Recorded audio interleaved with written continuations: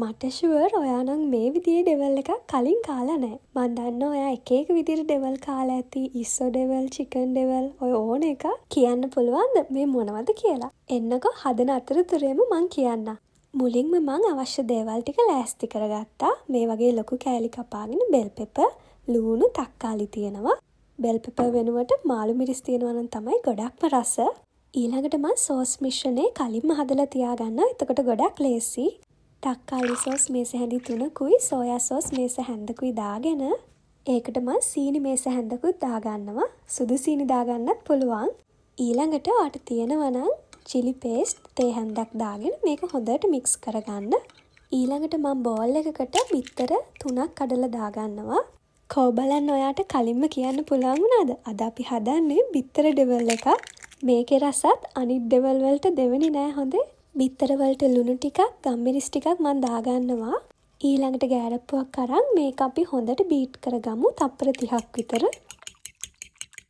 ඊළඟට මං පෑන් එකකට තෙල් චුට්ටක් දාගෙන මේක බැදගන්න යන්නේ. ඔයාට තල තෙල් තියෙනවා නම් මේ වෙලාවේ තල තෙල් ටිකක් දාගන්න. එතකොට මේක මාරම රසයි. ගින්දර ගොඩක් වැඩි කරගන්න නැතුව මධ්‍යම ගින්දරේ අපි මේ ටික බැද ගන්න ඕනේ. යට ටික හොඳට බැදිලා උඩ මේ වගේ සාමාන්‍ය ගානට තියෙද්දි අපි අනිත් පැත්ත හරව ගමු. යට පැත්තත් බැදුනට පස්සේ අපි මේක ලිපෙන් අයින් කරගමු. ඊළඟට මම මේක පිඟානකට දාගෙන කෑලි කපා ගන්නවා. පිහියෙන් උනත් කරගන්න පුළුවන්. කොටු විදිහට තමයි මම අද කපා ගන්නෙ. ඔයාට කැමති සයිස් එකකට මේක කපා ගන්න පුළුවන්. ඩෙවල් එක හදාගන්න මම මුලින්ම පෑන් එකක් ලිපේ තියලා ඒකට තෙල් චුට්ටක් දාගන්නවා. තෙල් රත් වුණාම ඉඟුරු සුදු ලුණු පේස්ට් එකකින් මේස හැඳි 2ක් දාගෙන මේක හොඳ සුවඳක් එනකන් අපි ටෙම්පරාදු කරගමු.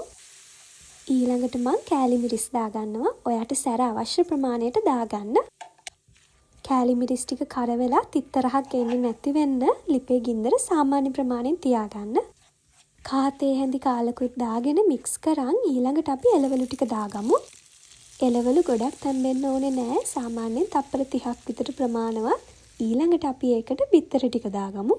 තප්පර 15ක් විතර බිත්තර ටිකත් මික්ස් කරගෙන කලින් හදාගත්තු සෝස් මිශ්‍රණය දාගමු. සෝස් කප් එකට වතුර කෝප්ප කාලක් දාගෙන මේකටම දාගන්න. දැන් ඉතින් මේ ටික හොඳට මික්ස් කරගමු. අවශ්‍ය නම් රස බලල ලුණු ටිකක් දාගන්න. ඊළඟට මම උඩින් ලුණු කොළ ටිකක් දාගන්නවා. මේක අත්‍යවශ්‍ය නැහැ. ඔයාලට තියෙනවා නම් දාගන්න පුළුවන්. රයිස් එකක් එක්ක කන්නත් මරු ඩෙවල් එක අනිත් ඩෙවල් වලට වඩා අඩු වියදමකින් හදාගන්නත් පුළුවන් නේ. හදලා බලලා රස කොහොමද කියලා කියන්නකෝ. තවත් රස කෑම වීඩියෝ බලන්න ෆලෝ කරලා එකතු වෙන්න. ඔයාට සුබ දවසක්.